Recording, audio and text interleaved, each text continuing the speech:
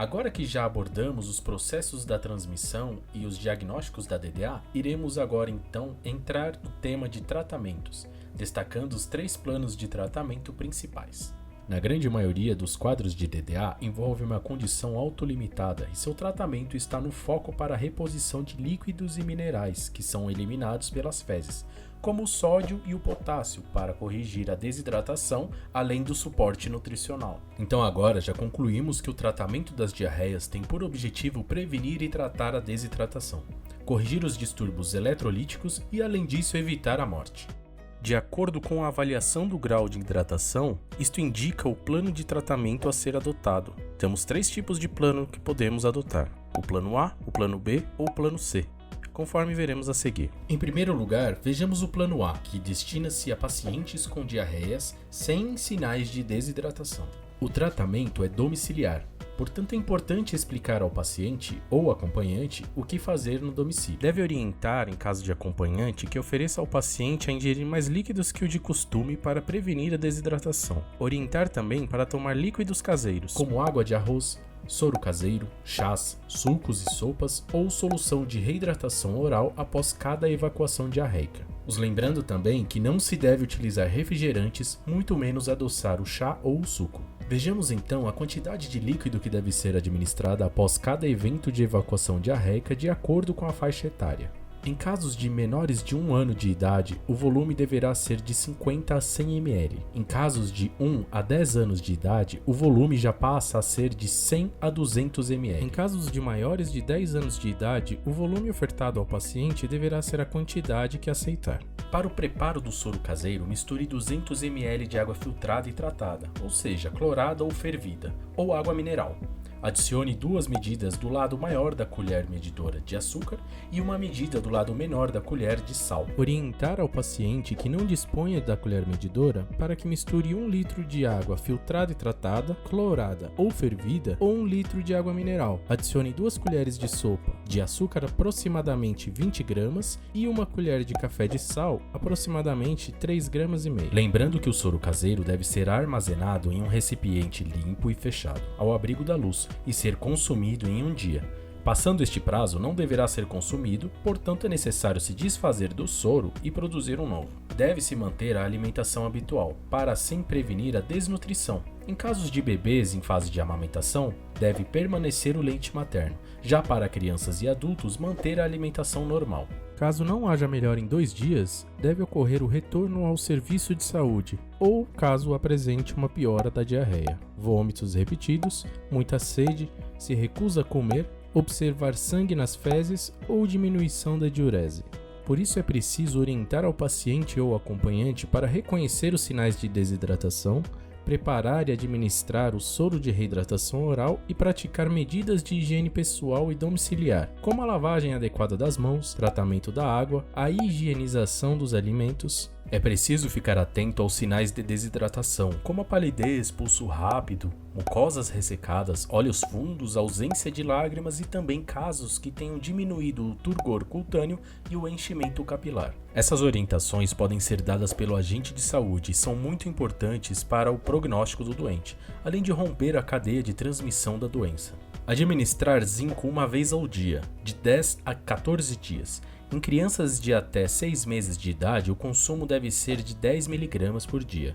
Já em maiores de 6 meses de idade, deve ser de 20 mg por dia. Atente-se que o plano A é uma medida bem efetiva para a prevenção de desidratação e desnutrição e pode ser conduzida pelo próprio agente comunitário de saúde. Vejamos agora o plano B, para casos em que seja necessário o tratamento de desidratação por via oral na unidade de saúde. Este tratamento é indicado a pacientes com diarreia e sinais de desidratação, mas com a capacidade de ingerir líquidos. Neste caso, devem ser tratados com o SRO na unidade de saúde, onde deverão permanecer até que a reidratação esteja completa. Para a administração do soro de reidratação oral, a quantidade de solução a ser ingerida pelo paciente dependerá da sede que o próprio possua. O soro deverá ser administrado continuamente até que desapareçam os sinais e os sintomas de desidratação. Apenas como orientação inicial, o paciente deverá receber de 50 a 100 ml por quilo para serem administrados no período de 4 a 6 horas.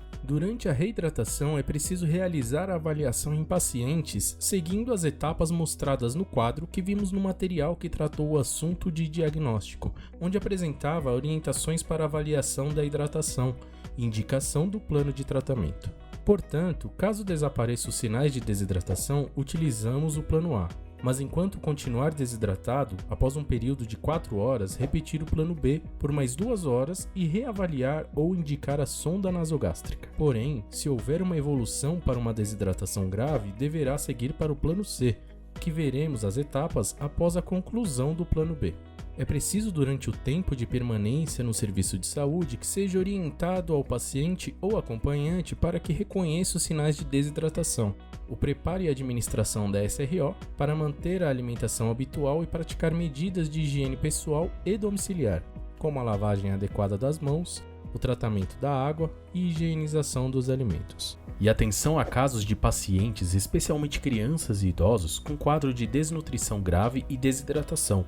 Deve-se iniciar a reidratação de forma imediata e encaminhar ao hospital para a correção do estado nutricional. Agora vejamos o plano C, para tratar casos em que a desidratação já atingiu um estágio grave e deve ser tratada em uma unidade hospitalar. Caso ocorra a apresentação de sinais e sintomas de desidratação grave, seja com ou sem choque, como palidez acentuada, pulso radial filiforme ou ausente, hipotensão arterial, depressão do sensório, a sua reidratação deve ser iniciada imediatamente por via endovenosa, em 2 fases para todas as faixas etárias, a fase rápida e a fase de manutenção e reposição. Vejamos no quadro a seguir o procedimento dessas fases de reidratação. A fase rápida para menores de 5 anos de idade deve ser providenciada uma solução de soro fisiológico 0,9%.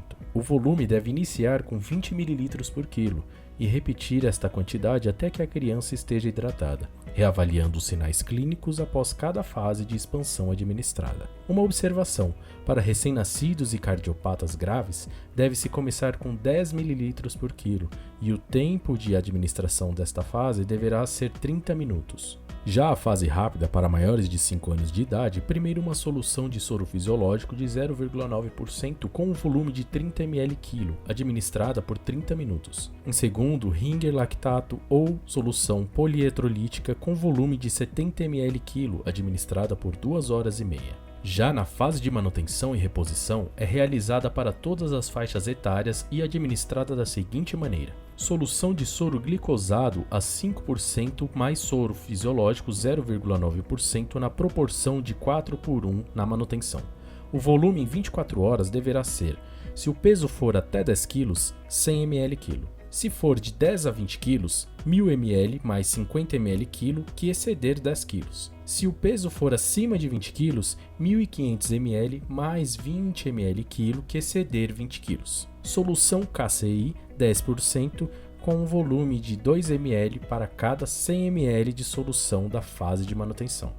E soro glicosado a 5% mais soro fisiológico 0,9% na proporção de 1:1 na reposição, e o volume deve iniciar com 50 ml/kg dia e esta quantidade deve ser reavaliada de acordo com as perdas apresentadas.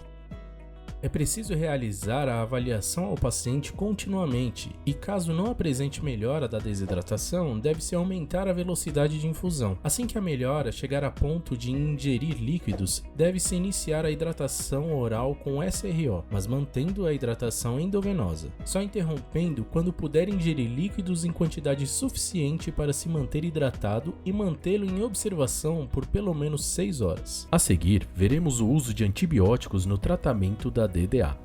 Bons estudos!